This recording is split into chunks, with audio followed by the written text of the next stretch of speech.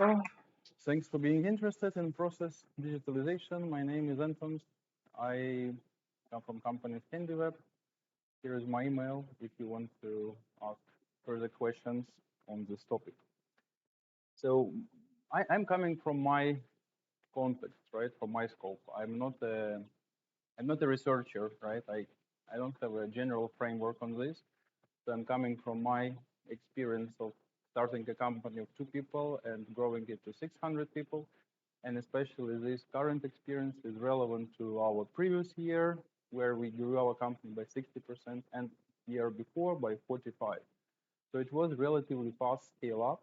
And usually uh, when you scale up, your processes could be a bottleneck, or they can be an overhead, or you can lose efficiency, or you just can't scale up because of your processes.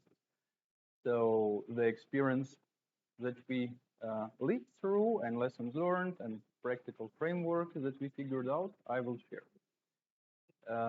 Apart from the growth in the team size, because we are, how to say, we are shipping products made by people, so we are a digital agency. We focus on e-commerce, mostly on Adobe Magento platform.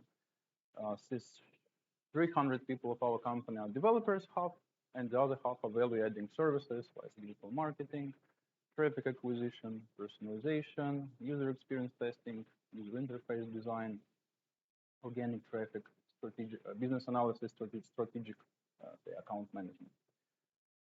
Currently, we're in 40 countries. That's also, so our team is in 40 countries. We are hiring remote. It also adds up a layer of complexity that our process digitalization helps to solve, but I will explain how. And we moved through almost 20 years of evolution of the company from being a developers who have been subcontracted by some other subcontractors to guys who focus fully on business metrics such as revenue of our customers. For example, we meet with customer and we figure out, okay, how much we can grow, right? Maybe 20%, maybe 200%. Can we expand to new markets? Can we restructure your warehouses? So we take certain business consultants and then enable it with technology. But that's my case. Maybe I can on the way adapt to some of your cases. Yeah? If you can share the case of your interest, say what is your interest in business, in digitalization of business processes, it would be more helpful, right, for everybody, because maybe you share some cases that are relevant to others. Or maybe you can share what is your role in the company.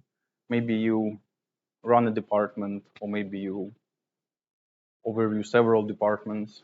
Why are you interested in process digitalization? You, for example. I will adapt a teacher role, you, for example. I'm self-example. I'm responsible for a small one company. We are mainly broker, many partners, API connections, and so on. But as always, there's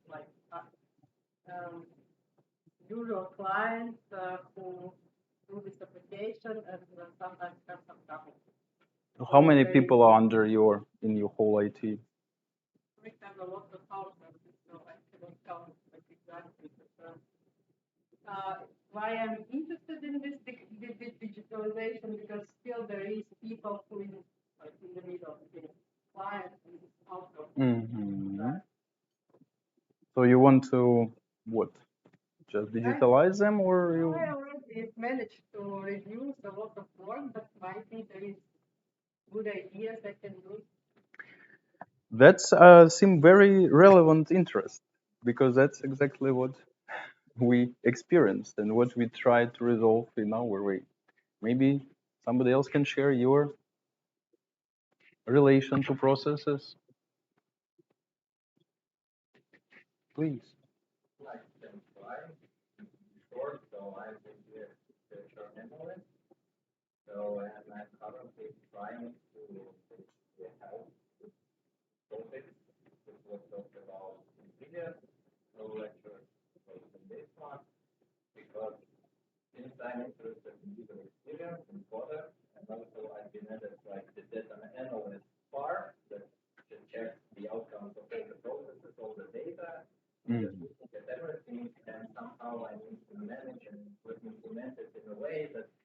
new processes would change the old ones. So I need to just kill the old ones and from the assets to update and create new ones that would be used for launch of new products. And since I'm the open researcher, all the projects in the company, I don't even know how many of them are also managed by me. So I do the research of all of them. And now I'm trying to develop, like, to link all the processes inside the communication, all the different processes, how the products interact, with the internal and external ones. And maybe unfortunately, our external products like B2B is the direct representation of what's happening in the company. So if it is possible to update all the processes inside, it would have a direct effect on the customer. Since it's basically customer comes to us and the service is provided based on the internal communication of support, of the agent, etc. Okay. It's really hard to tell, but it's pretty complex process, the way how you described it. I can feel it. I'm already scared. I feel like you have very substantial challenge. You are like, it's a change management within a company. If you are the only one, it's hard. I hope to attract others just to sell the idea. It's possible to do it alone. Yeah. People who are actually who support my idea, but that's all for now. At least the idea. I think these two perspectives, they give something that you also can relate. That it's either something like messy, or there is something in between what you mentioned. So that was also our case. I when I started to think about what to tell, I thought, okay, let's define digitalizing of processes. Okay, so digitalizing is probably making something more predictable, right? Making more manageable, scalable, maybe cheap, maybe accountable, running as a code, right? As a machine. So it's something good. And when we think about process, it's not something that a developer does. When the developer, for example, receives the task, developer is not in a process. It's just writes code. So process that we talk about is usually something that involves several parties and creates potentially friction. Like, I'm enterprise architect, you may be a technical architect, then we have a tech lead, then we have a team lead, then we have a senior developer, then we have maybe one developer only, then we have one QA, then okay, sorry, you're not QA, you're a senior developer. Then we have somebody else, UI, then we have UX, then there are some other people, and then there is hardly a result unless there is somebody super strong who is orchestrating all of these people. So the whole title of digitalizing processes, for me, sounds like we have to fix the process, or process is painful and digitalization is likely help. So do you have maybe some more examples that came to your mind? Digitalizing processes, yeah. But that's how I felt that these two simple words that DevClub put on the poster explain a lot. That we believe that digitalization will help processes, because for us, processes are people usually, and people are not like as nice for the business as some digital applications. So that's why I want to digitalize them. So our inspiration to digitalization, so we did what probably is considered digitalization of process in our company. And our inspiration came to us from us being coders or technologists or somewhat guys more or less close to the field of technology. So we are delivering software products. So naturally we understand software architecture. So we saw that software architecture is so awesome, it's so harmonic, it's so well thought that why don't we borrow something in our organizational process? Why we create amazing applications, containerized, scalable, horizontally, vertically, service-oriented architecture, but in our own companies there is a mess. It's at best a monolith. A monolith written in a form of spaghetti code. So we thought, why don't we apply certain API paradigm to relationships between people, or rather between teams, or between departments, or between different service lines? Why don't we, and you, I'm pretty sure that at DevClub, you build APIs, so you use APIs, so you have heard about APIs. So you know that if you send a shit request to API, what will API tell you? Silence, right? Nothing. But if it's very good API, it will tell there is an error in your request, guy. Like buddy, you know, maybe even tell what kind of error there is. Number 26, and then you go somewhere check. So we thought, why don't we deal with our processes when we need something? Like you invoke API when you need something. Right? You need to get products, you invoke API. You need an image, you invoke API. You need to handle a payment, so you need something. And there is API for that. So why don't we conceptualize our company as a set of services, microservices or just services, that are exposed to each other through predefined, very clearly templated API contract. What do you think about it? Does it sound like a good idea to you? Was it a bad request to your API that you are silent? How should I request you? Give me your API doc, please. Or establish a connection first, you know, drink something. There is no connection, so API request is lost.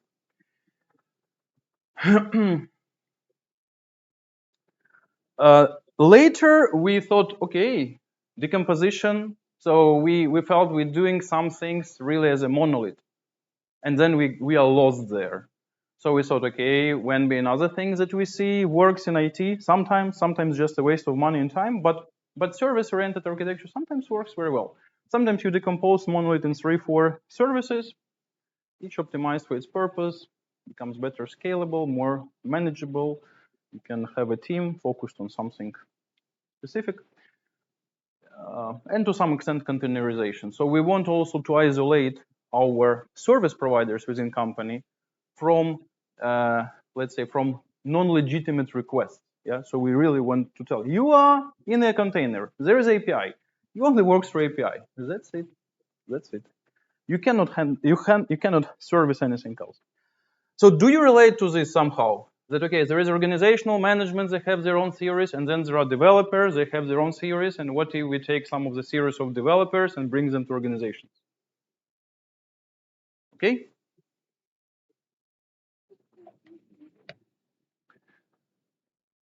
And a bit more about ourselves. So what we are doing. So we are delivering e-commerce solutions. And they are not just, okay, you want something, we code you something. So it's an e-commerce growth. So pretty much what we are selling is a promise that your business will grow. And as our customers are long-term, some of them for whatever, 7-8 years, apparently their business grows, otherwise they would drop us. So, and of course, such an approach, it requires, of course, development of design, prototyping, traffic acquisition, data analytics, building data layers, creating scalable infrastructure, because if we advise really good marketing campaign, then traffic peaks and the site crashes, and then promised revenue is not captured. So we need to be good at all aspects of e-commerce. And that's where we were suffering, because we figured out more or less how to orchestrate developers, but when we need collaboration for a single goal across multiple teams, boom, bam. It takes time, people forget, they have some other interests, some other responsibilities, some other commitments. So what we did, we pretty much, and yeah, again, summarizing what it was before. So before, everything in the company has been kind of free-flowing. So there is a meeting, there is some Slack communication, some email, some task in Jira. Maybe for one project, there are tasks in Jira, for other in a spreadsheet. For third, it was discussed in a meeting. For fourth, in a Slack. For fifth, the task is in a customer Confluence. For sixth project in our Notion. So it was bad. So we looked, it was a very painful and pretty much long process. But what we did, we looked at what people are doing, and we told that now whatever you do has to have a contract, as if you are an independent entity. Not like a legal contract with this force majeure, and you can terminate it, and for the avoidance of doubt, and indemnification, and waiver of responsibility. No, a technical contract, like API contract, that I, for example, as a design department, I will provide you a stack of e-commerce store templates in this and this if you ensure me these inputs. And there is a template for this input, there is education, there are examples, and if there are no inputs, I'm just telling you, sorry, I will not service you. And you have to give me, the benefit here is not only in the fact that they start to have a very clear contractual relationship that is visible for any external observer, rather hidden somewhere in email, but also this contract actually enables them to make a good order, because this contract enumerates all the necessary possibilities for creation of design. And the same for example, traffic acquisition or for data analytics, because okay, yeah, we need data layer, and then data analysts will build you such data layer that customer doesn't need, or it's very expensive. So again, you are defining exact behavioral tracking objects or certain data pushes, certain events that you want to capture, and where you want to push them to BigQuery, just to Google Analytics. And again, this contract is it's abstract, so it can capture any project, and in the end, it's very specific. So it tells you exactly what needs to be done. Again, on a high level, it's not a task definition. It's not 100 Jira tickets that are appendix to the contract. But this contract has kind of put people in, how to say, it disbundled people. Yeah, so before people were all around, so a guy from CO could sit with developers and talk about something every day, like entire days. And the designers were doing something, and customer has been intervening all over and just changing the course of project evolution. With contracts, people actually take responsibility not to do anything other than has been asked in the contract. They don't know. No. So what we received a very good vision on timing, because in the contract, just as if you order some, I don't know, part of the house or terrace, that you ask certain deadlines. And usually people were, oh, I cannot give you deadline. I don't know what happens. But now you are forced to give them full information, so they are obliged to give you back deadline, because you have enabled them to do this. Because contract enforces it, it requires it, because with the full information, you cannot really prepare a contract. What else? Any questions on that? Or maybe you want some examples? Yeah, very good. Solve the problem when the real life example it's more complex than it is described in the contract. How you solve the Yes, that's very kind of actual example. So okay, I will let's say, okay, it's a bit further on the slides, but to answer your question, it specifically happens in technology projects. In design, we usually can capture it. In technology projects, each project is, I mean, if it would be templates, they would just go for Shopify, right? Every project is specific. So what we see, what we decided to do is that we capture in contracts like 80% of, or up to 90% sometimes, of project scope. And the rest is just bespoke development, project specific. We don't bother to express it in the contract. There is a project team, and they do all this nice custom stuff, and they have a lot of time for it, and we can really get best people there. But the contracts, they it happened when we decompose development into, say, front-end development, and there is a team which delivers front-end, because it was not possible when we were maybe 200 people, but with 600 it was possible. We have a team which delivers integrations. We have a team which delivers plugins. If they build extensions that are reusable across projects, if we see something could be an extension, they do it. And there is also a team which specializes in performance optimization for a project. And they are able to, and also integration, digitally integration. So all the ERP, warehouse, CRMs, marketing automation, some external advanced search. So that's also on this team. They either deliver it or they write certain guidelines and like acceptance criteria to enable others to deliver. And it covers usually 80-90% of the project. In technology, in aspects like design, data and analytics, traffic acquisition, maybe something more, we actually can capture everything in the contract, because it's not that specific, but it's enough specific to put the request in a very well built box. So only with technology we fail to capture some. Or let's say we're not really failing. I mean, we're expressing this request specifically in Jira or in Notion in requirement traceability matrix or elsewhere, and it's clear that for these things it's the project team who is responsible, and they're also responsible for integration of all other things that people have done, plus these custom things. Other questions? Sure, like innovation. Like, everyone expects Yeah, innovation is not part of this model by design. So if we just stick to it, then we'll just more or less, well, and or you have like a unified. yes, you got it very well. Yeah, you got it very well, and that's actually what helped us to scale that much without actually losing efficiency and actually increasing our profitability. Now we can offer probably also the lowest prices on the market for our services if we wished, but we don't yet, but we can. Also, another thing, just as with McDonald's and Ford, you do not require super smart people to work. It's very important, because now you don't work in a huge monolith of spaghetti code, because you need usually the best developers to solve monolith issues with spaghetti code, to find issues there.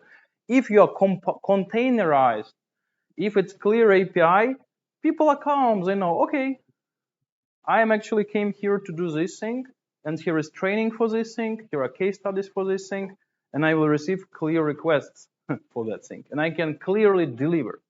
About innovation, each practice has a practice lead, and each practice is covered with education. So when a person comes, they pass education to be enabled to deliver in this practice. So practice lead works to make sure that every 3 months they issue an update to the education that is compulsory for everybody. And after we get maybe 6, 7 such updates, and maybe even less, 3, 4, then we make education version 2 or version 3. Because before we get it, we give people base education, say version 1 and 3 updates. And we don't allow them more or less to work. It's just like in airplane industry. So you cannot really board a plane if you haven't completed some training. So innovation is say rests on the shoulders of practice leads who are responsible for their department, which delivers this practice. But it's not kind of deliberately managed. Yeah. Does this kind of system solve the issue of overly optimistic expectations? You mean that usually people, oh yeah, we can deliver it, and then the customer. Or you estimate yourself. Yeah. And you find out.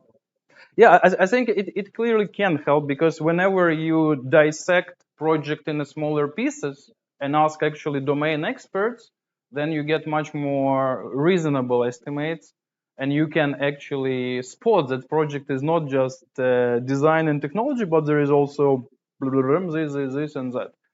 So yes, it helps, but we have say it was not the main benefit for us because we have solved it a bit earlier, just through different processes. But in like other things being equal, it will clearly help because you how to say you are now composing the project out of the blocks that you are forced to express your requirements. That's a very important thing. To get the response from your API kind of service provider, you have to express your requirements clearly. And only this thing alone would help project a lot. But yeah, it would definitely help to provide more realistic estimates of the scope. Some more, please.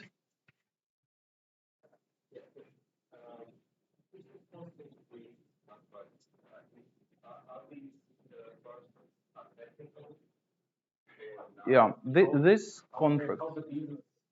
Yeah. Yeah. So for in our case, I was the guy who was suffering from all the problems. So I was actually, I mean, it could be another series of talks, but there is a practice called system engineering that people think it's just some systems. We know systems, but it's actually completely different. That's a practice invented by NASA when Kennedy told that you have to push a person to the moon without killing anybody and doing it in US. So it's a pretty complex task, right? We need some methodology for this. And there was no methodology. So they invented system engineering. And now SpaceX, Tesla, Ford, whoever Siemens is using it. So inspired from system engineering or from technology. So initially it was myself who created this contract for at least 70% of the departments. Because as I was kind of employee number one in the company, kind of growing the company, or pretty much founder of the company, growing the company, I was learning.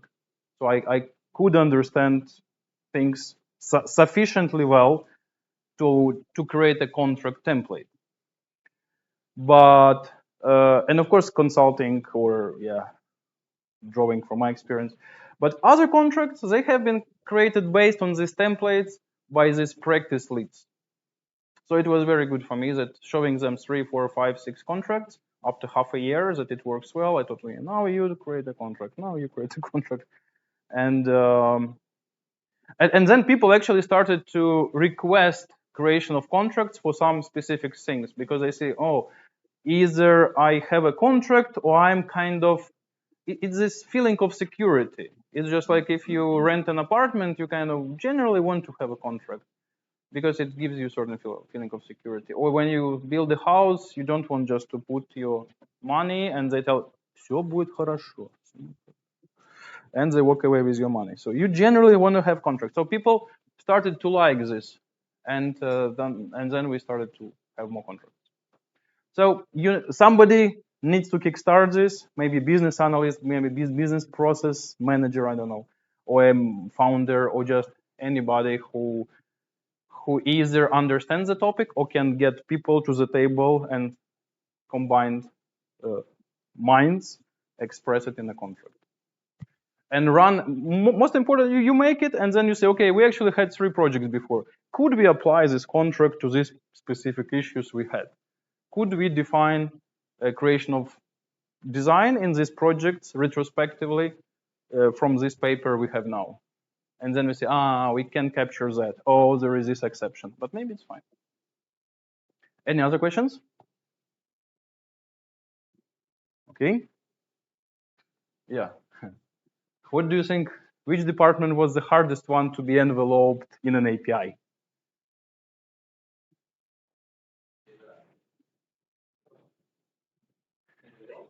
Which one? Sales, design, developers, security.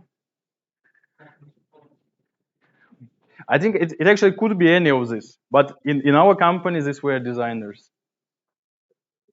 They were just they were They were honestly not understanding what do we want from them. Why now we are talking some numbers? Why we take things like first, second, third? Why we talk things like SLA or APIs? But yeah, after 3-4 months, it became a good practice. And for me, as a company founder or kind of final responsible, I was usually involved in every design project at some point because customer was not happy or designers were not understanding what you want. So I had to intervene and align everybody. With this thing, I may be involved once in a half a year. So like once in 10 projects. Pretty good for me. So another thing, so that's what I described. This is mostly like inter-department relationship because there is a mergers department, and yeah, we need to deal with them, and we decided, yeah, we will deal with through API with you guys through contracts only. Actually, there is one benefit that after this department figure out their contract, their API, and started to deliver, you can actually productize it.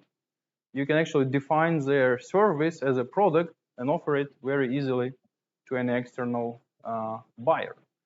So we actually got an opportunity to offer microservices for real. So we could say, oh, we can, and it's not really like driving big revenue, but sometimes we find customers who are not really ready to go big with us, but they want to try something small, and we give them, maybe you want to do this, or maybe you want to do conversion rate optimization audit. It's very defined, and then maybe you want to subscribe to conversion optimization ongoing service for 3 months. It's very well defined because we have a contract for that. So that's one thing. Another thing that we did is what you referred to, what I explained, that when we saw that our development is very naive, yeah, we always were treating a project like a project, just a one box project. And then this project got bigger and much more intricate, and then we thought that API works, why don't we do something else? So why don't we decompose project into theme development, extension? And it used to be like this, but we never had a responsible person for this decomposed element delivery. So we thought, okay, we are big enough. I mean, not big enough as some other companies, of course, but bigger than we used to be. So we can actually afford to have a theming department, an extension department, an integration and performance and something else. And again, it also removes pressure from having extremely smart people, because when you hire a person, you either expose them to a project that is big and overwhelming, or you tell you will work at first at a theming department, just front end, easy, and then you learn things. And then we move you to extension department, not that much hard, and you already know front end. And then you moved to integration department, and you have a training and support, and after half a year, you pretty much become a full stack developer, at least in our company. I mean, our stack is not that full, maybe as some other stacks, just e-commerce. And of course, in these departments, we also, we decompose project into entities, into practice groups, and we delivery manager is requesting certain things through API. So initially they request through API design. Then when they got design, and they already know what kind of design they need to request, and designers know that they have to deliver all kind of elements for base templates. So actually this can serve as an input into a front-end theme, so they can create an abstract theme. And answering your question, for example, a project is never fits a single theme. So we figure out what is a core theme for us. That's what we are delivering. And it has all the global elements and the most popular templates, layouts. And then if there are some others, then the team just builds them. But again, we only work with e-commerce. If you do bespoke app development, today you do some fitness app, and tomorrow you may be doing something for a construction company, whatever, making sense of their data on how their concrete is behaving under load, right? So it's really hard to extract some things and standardize them. But yeah, we are a little bit McDonald's, a little bit Ford, maybe a little bit some other good companies, but it works for us. So what else I have here? Yeah, go ahead.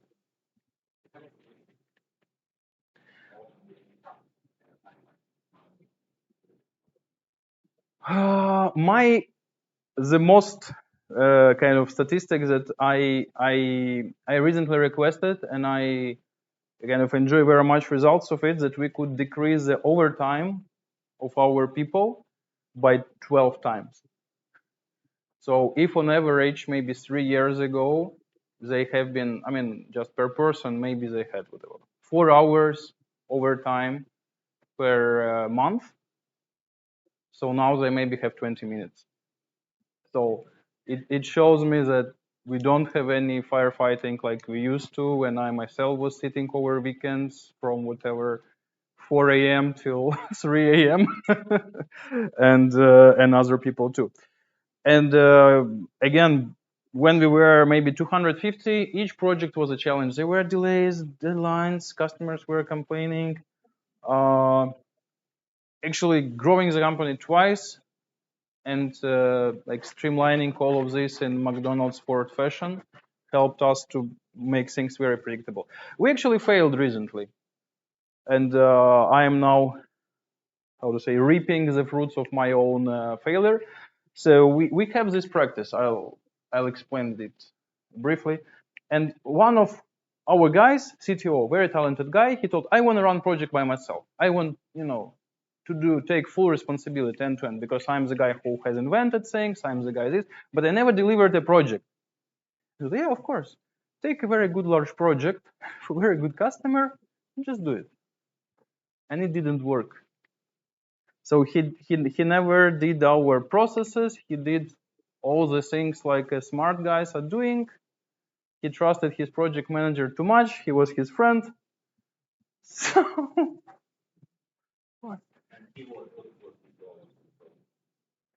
well, his role, he had to be a delivery manager, and pretty much he can solve any or advise on any technological matter because he can. But he was just distracted with something else, and he started because it's so simple. But the project was simple, but it had a lot of moving parts, and with this project that did not follow our normal standards, we are now 2 months late. I was visiting customer like a day before to come and tell how we apologize, and that's a really shame. And now we we man up and we deliver, and go live is next week Tuesday. So that's like a story of 3 or 4 years ago. So I didn't have these stories since we implemented this methodology. So what this colorful picture tries to tell? It pretty much tells that we, in the company, we have 4 major departments. One is e-commerce technology, the largest one. Then it's customer acquisition and retention. Then we have data and analytics, and customer experience and user experience. And of course, we need to improve customer experience. We need data here. For traffic acquisition, we need data here. And we need all of them to work seamlessly with others. Because if sometimes customer has different agencies, they always finger point. Data analysts tell, oh yeah, we are so good, but we asked developers, they didn't integrate these JavaScript pushes. Developers say, yeah, we integrated, but infrastructure guys, they are so security obsessed, they blocked all the incoming requests from this IP, blah, blah, blah. And then customers like, so many unknown words. So we try to internalize it all internally. So what happens? There are these 4 core departments, and they're all covered with this API-based and SLA-based agreements, because when you're given clear inputs, you should tell when you will deliver. And if you deliver piece by piece, it's okay, but you have to describe it. And all of this, and they are orchestrated by delivery managers. So all of these contracts, so all of this kind of colorful departments, they are orchestrated by delivery managers, and they are attacking strategic roadmap goals that has been set by strategic account managers and business analysts. So they build a roadmap, and roadmap is business driven. There is revenue goals, conversion rate optimization goes, market expansion goes. So to attack them, technology is not enough. So you bring your orange color, but you need also yellow and green and blue, blah blah blah. So you create like a mosaic of colors to deliver a business result. So that's how it works in an illustration mode. And I think that's it from my side. I think in terms of timing, it was pretty long. But now it's your turn. Let's maybe have small discussion. Yeah, or questions at least.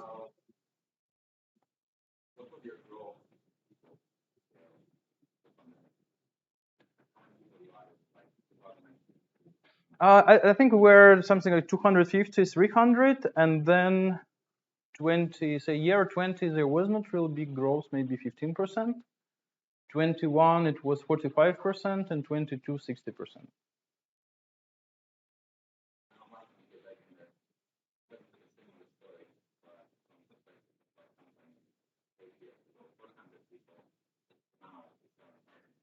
$1,000. They have 7,000. Engineering, just yeah, half.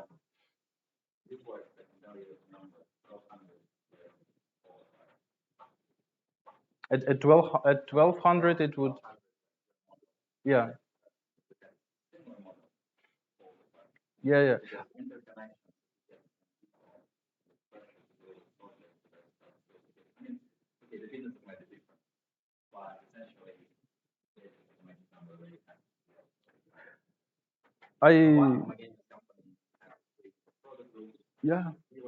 Yeah, yeah. Mm. Yeah. I absolutely agree. It's because when we were, say, 150, we figure out something that worked very nice for us till we were 250, 300, then it was blah. Okay, then we figure out this thing. Now we are 600. I think, say, my expectation was that we can double. So my comfort number was 1,000.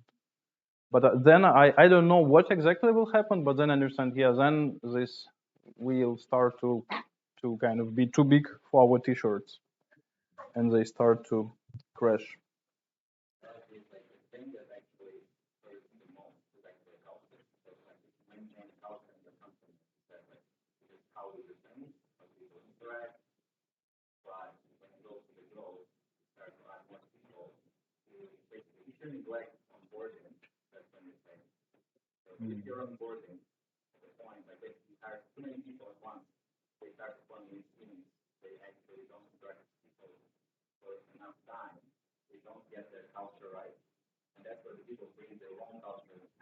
Yeah.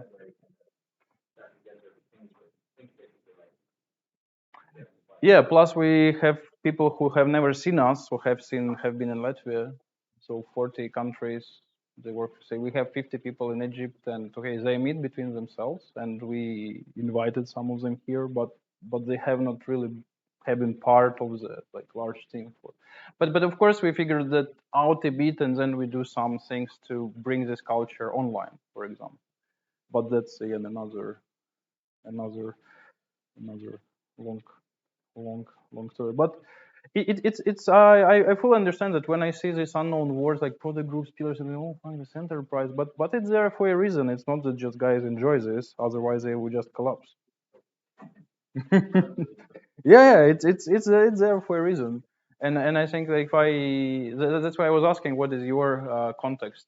If I would come here when I was running a company of 15 people, I was just like, okay, I'm bored, I'm leaving.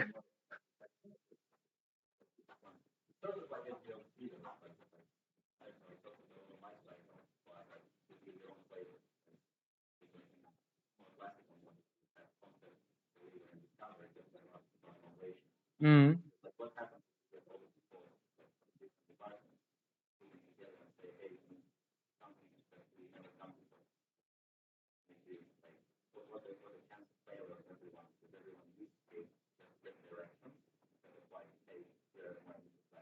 Yeah. It's not self-organized. Say we have certain partners that they are obsessed with self-organization, and then we kind of sometimes laugh at their overhead rate of 50%.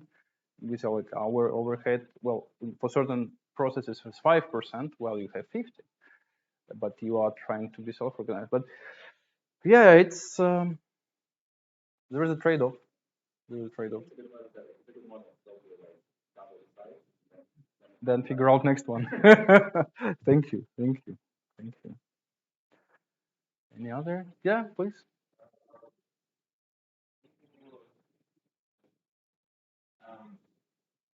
What are your intentions in regards to the knowledge of your model methodology? Do you consider to package it in some educational vehicles for others to use? Or are you just still updating in your own organization, moving on, learning? Yeah. It's the first time I'm talking about this model. I didn't even think that it would be called a process digitalization, but DevClub.lv wrote about this, and I thought, oh, it's actually, do you have something on this topic? Okay, yes, this time I have something, but I don't know how I can be, how to say, successful in this. Can I earn enough money talking about this model, or I rather just continue running company? I mean, I'm happy to share it in, if somebody asks to share. It doesn't, takes 1 hour, but I don't really have any pedagogical or academic, how to say, ambitions currently. Yeah, go ahead. I have just a random idea. So if you digitalize your company and map it out and just apply like a pattern recognition model to it, would it be optimized? Yeah, that's actually a question I wanted. Like just randomly just. Yeah, exactly. That's actually a question I wanted to ask to you. That okay, now you see that sometimes some development concepts, at least at certain scale of company, they help something. Can you think about some other dev concept that you think? Supervised learning, Yeah, supervised learning or yeah, unsupervised. Yeah, or what else could it be? What you from your daily practices, like I don't know, whatever code review or QA automation or from architecture, like routing mechanisms, or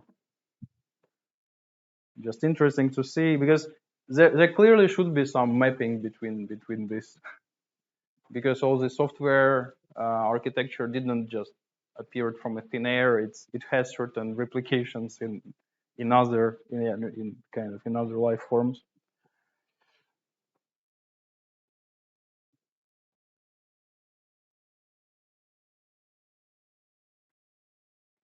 Yeah, the same.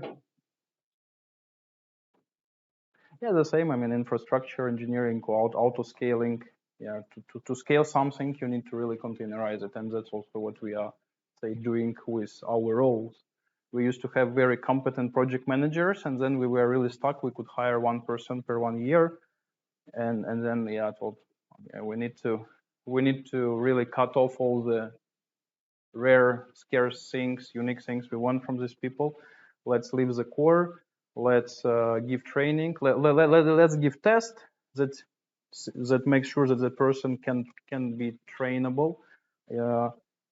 Let's give enough training, then some support, and we pretty much containerize this. And once we did it, and we saw, yeah, we can build this container, then we could really scale. In 1 year, then we hired 50 people, from 1 to 50, and then we solved our say PM bottleneck problem, and then yeah, we figure out that yes, before PM was doing so many things. Now, when we were small, PM was doing invoicing, quality assurance, everything, sales. So we said, okay, now you just do these things, and then QA is just doing this thing, and invoicing will be done by financial department, and yeah, something else by somebody else, and yeah. Okay, and so we dissected now not a project, not a technology, but a person roles into containers, and then we could scale them much easily. That's all. Yeah, please. The last comment. So, I think that the role that you actually do, like CMMI methodology, where you start to formalize your processes inside the company, and it helps you with your created different like names for the different processes. Mm-hmm. One were taking the idea from the software engineering. You might name them different skills. You made the formalization of the processes. You achieve the processes maturity to some level. Yeah. Next part of the step might be that my colleague said that collect the metrics and optimize the processes. To optimize these processes, you have to edit them and then create another processes which will improve the actual based on these metrics these processes and support. So how do you from doing these processes during the life cycle of the company will achieve the level when we can like that then this might CMMI keep them all. No. But anyway. But I can imagine that if I read it and oh yeah, it's just the same stuff, just named differently. Yeah, but the idea is that the next step probably is to measure what the goals of your project. Yeah, to make some kind of perfection or excellence framework for all of this, so they don't just lay and get dust on them, but they really align with reality, with changing reality, and get better. So, any? Yeah, no, sorry. Super. Glad to hear so many questions. Thank you.